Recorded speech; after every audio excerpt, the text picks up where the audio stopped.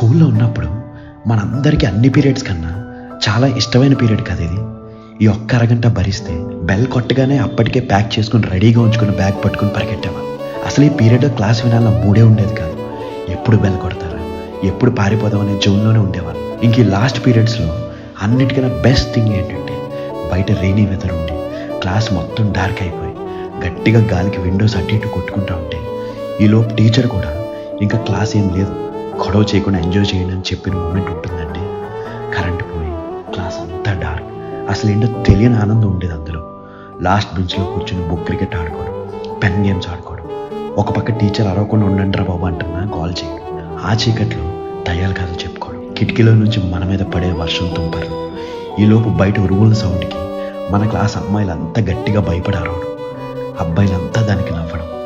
ఇంకా రోజు సాటర్డే అయితే రేపు సండే అసలు వేరే వైపు ఉండేది.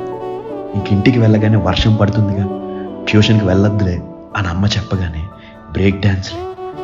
ఇంట్లో రెయినీ డే స్పెషల్ అమ్మ చేసిన వేడి వేడి పకోడీలు తింటూ, మనకిష్టమైన కార్టూన్స్ చూస్తూ, అమ్మతో సీరియల్స్ చూస్తూ, అబ్బా గోల్డెన్ డేస్ అవన్నీ.